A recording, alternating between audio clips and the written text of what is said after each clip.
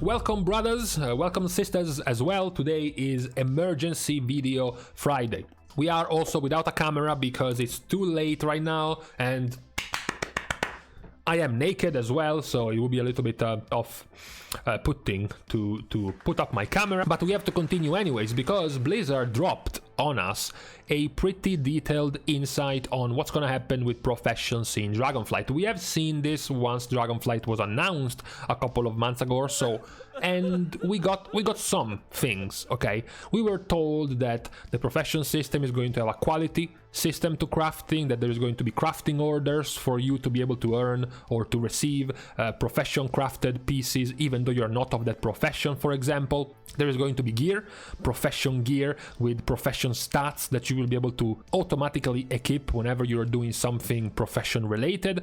That's what we were told without too much of an in-depth look. So now instead we get a whole wall of text, a very satisfying wall of text with some more info about how this is going to work, and it's going to be quite interesting to go over because there is quite a lot of cool stuff.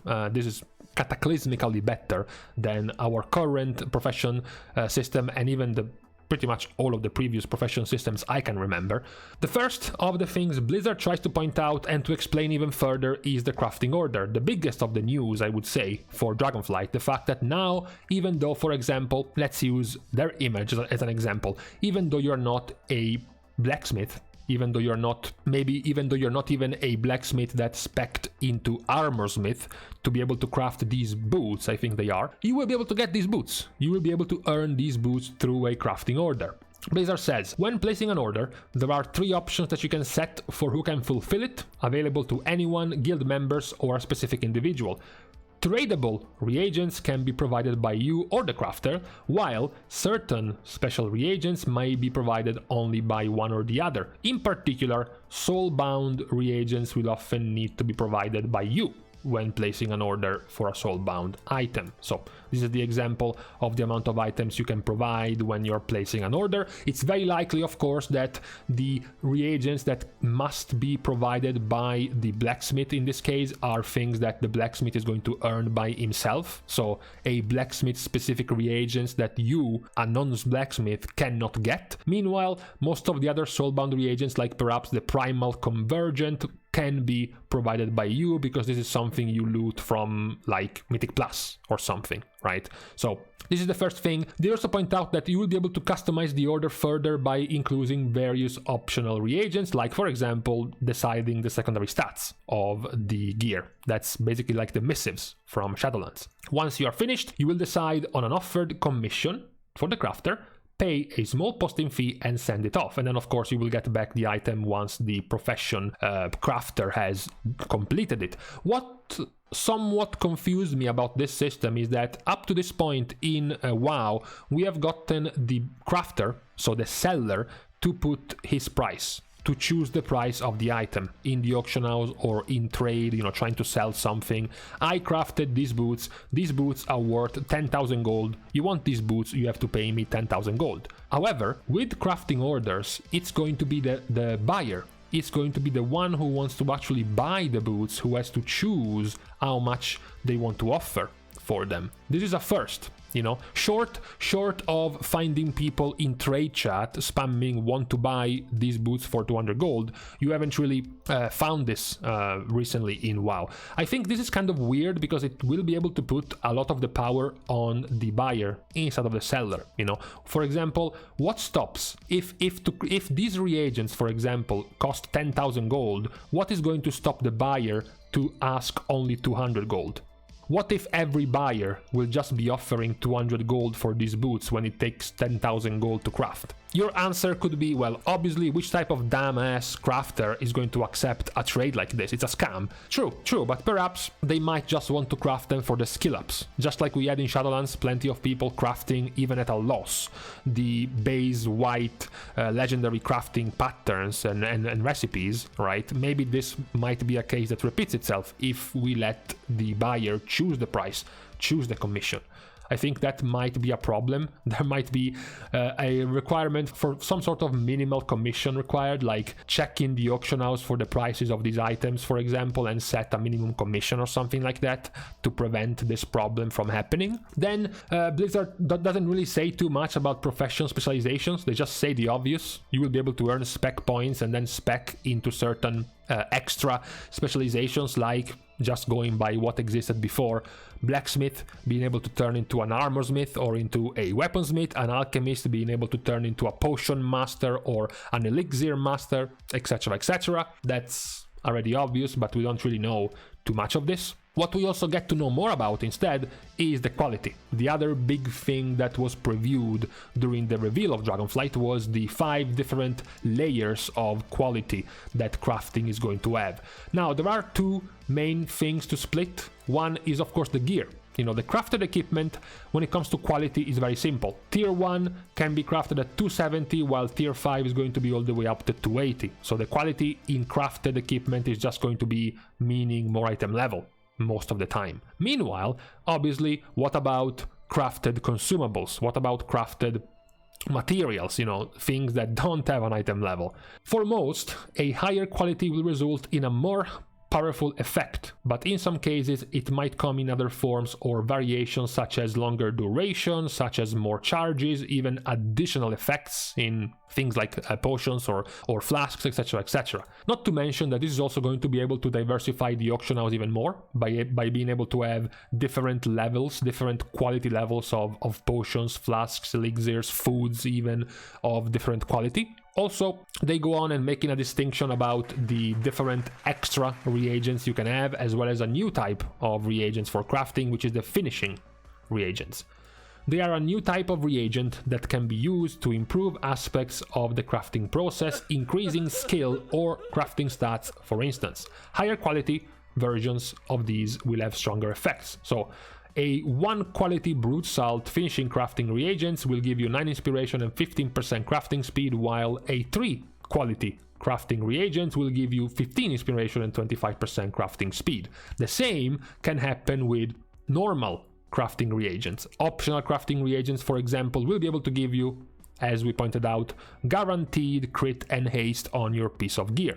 But quality 1 will add 15 recipe difficulty, while the quality 3 of these reagents will only add 10 recipe difficulty. So the recipe difficulty will determine how hard it is to craft, obviously, and the quality of the reagents will also change the amount of recipe difficulty. So the higher the quality, the easier it's going to be to successfully complete the crafting. Of the things that are going to impact your crafting, there isn't just this. There isn't just the overall skill level of your profession. There isn't just the finishing crafting reagents with quality and the optional crafting reagents adding difficulty to the recipe.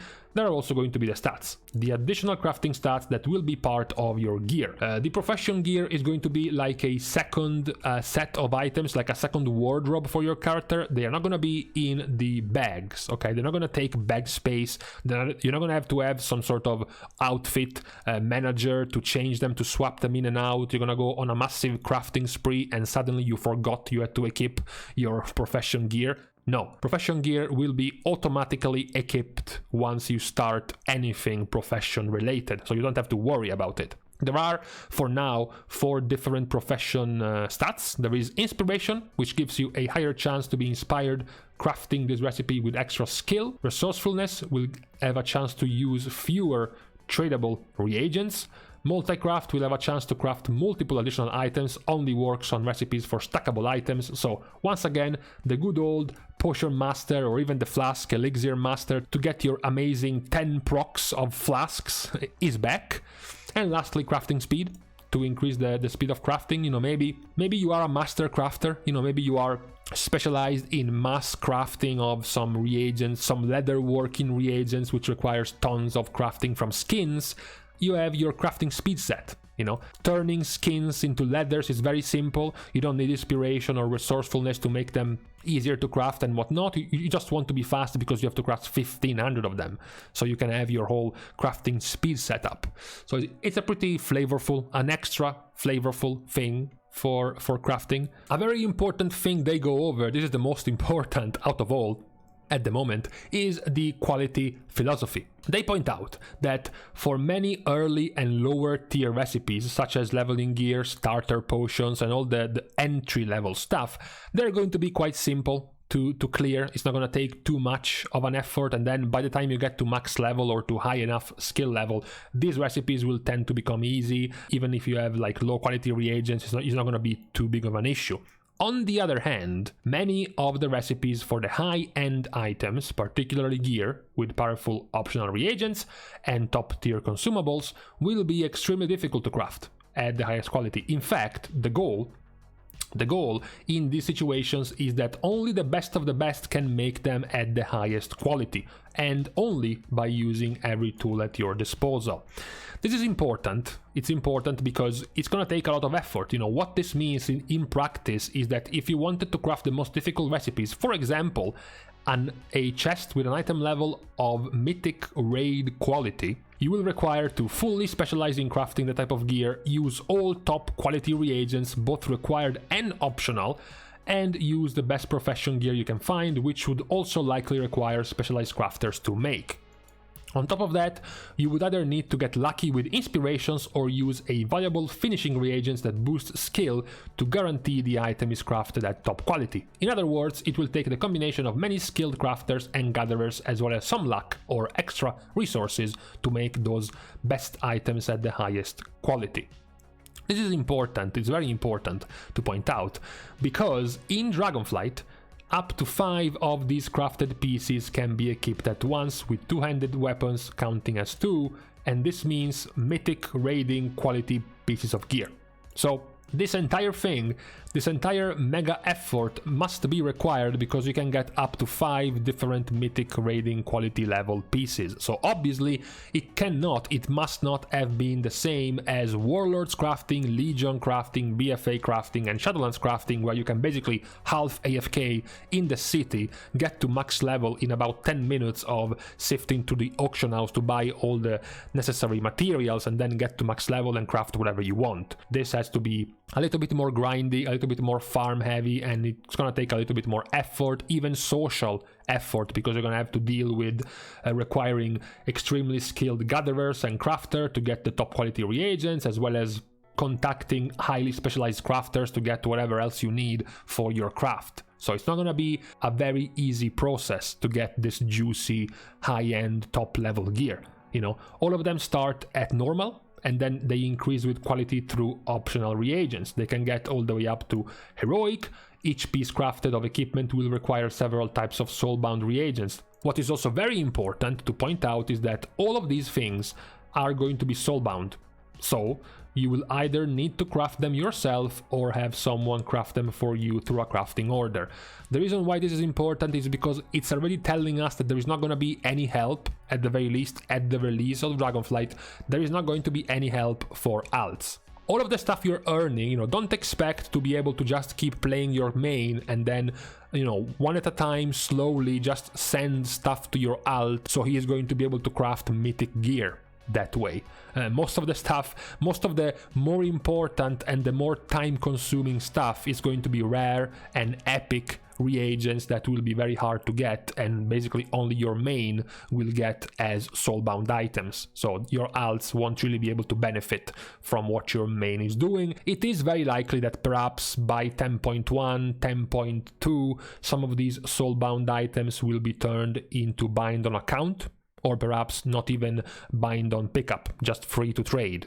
But for the moment, for the release of Dragonflight, these are only going to be soulbound, so not too much help is going to be able to be given to your alts at the release of the expansion. What is also worth pointing out is that after you craft this at normal, you will be able to do various activities like dungeons, raids, PvP, and adventuring in the outdoor areas to eventually upgrade this to heroic item level. A second type of reagents will come from a series of quests that awards you enough to craft one piece of equipment.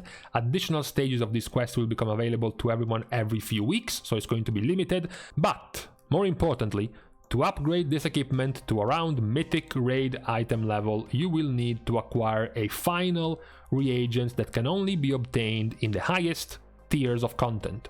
Mythic raiding, highest levels of Mythic Plus, and highly rated PvP. Because of course, their philosophy is that the goal of this system is to have professions be a meaningful source of high-end gear, elevating the importance and value of professions. As a crafter, you will need to go to significant effort to gain the skill, spec, and recipes necessary to craft this gear, but it should be well worth it. So, no, you won't be able to, as a casual who is just doing LFR, maybe normal raiding, maybe some pugs into heroic, maybe some Mythic Plus 10s, you know, maybe tries to get KSM, Keystone Master, by the end of the season. None of this is gonna be enough to get you your 5 different Mythic raiding pieces, because you actually need to enter and do the content for that type of reward. So, for getting Mythic raid quality gear, you must do either Mythic raiding or the Mythic Plus and PvP equivalents. That's quite important. Just to point out before the expansion is even out, you know, in case people don't get baited into believing that they can deck out their alts and much less competitive characters or players to be able to get some freebie Mythic raiding pieces of gear from professions. It's not gonna happen if you don't actually join the content at that level. That's worth mentioning, just in case people get, you know, disappointed or baited into believing something that's not true. This is great. It's a very, very good system because, as Blizzard points out, as a user of this gear, so whether or not you are a crafter who is crafting the thing yourself, or if you're just commissioning it to someone else, you will also need to go out and acquire many of the reagents yourself. As we said, most of this stuff is going to be soulbound, so it doesn't matter if you're not a tailorer. If you want a sick Mythic raiding quality piece of gear, you have to go out and get some soulbound materials, even if you're not planning on crafting the item yourself. The soulbound reagents are designed to provide a means of deterministic incremental progress towards gear of your choice while doing the activities of your choice. In addition, the quest-acquired reagents mentioned above will limit how quickly you can acquire high-end crafted gear.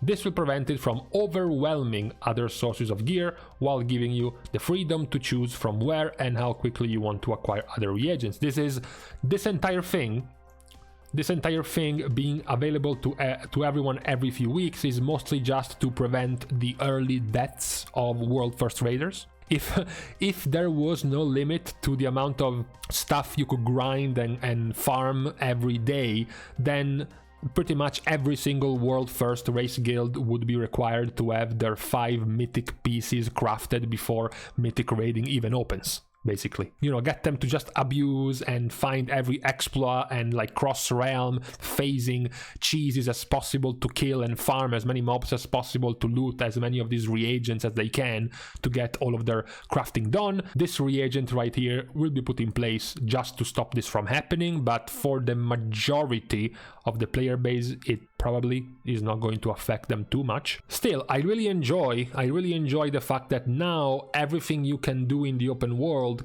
in many cases, can go towards something as grand, as big, as high item level piece. Whether you only do heroic level stuff and your end game would be the heroic reward, or if you're doing mythic, in which case it will be the mythic reward, or high mythic plus, it will be the mythic plus content, you can still go in the open world and slowly over time find the reagents and the materials you need to get yourself closer to crafting the item. I think that's going to be very good. Because Blizzard is pointing out it's going to be a deterministic incremental progress, I'm going to believe it's made so that you can slowly walk towards your goal at your own pace, depending on the content you're doing, without the pace being neck-breakingly fast, as Blizzard points out here, by limiting it to every few weeks, the amount of pieces of gear you can get upgraded to max item level. Blizzard also finishes this entire list of news with the Phials. You will find many strange and wondrous concoctions to discover during your alchemical experimentations on the Dragon Isles.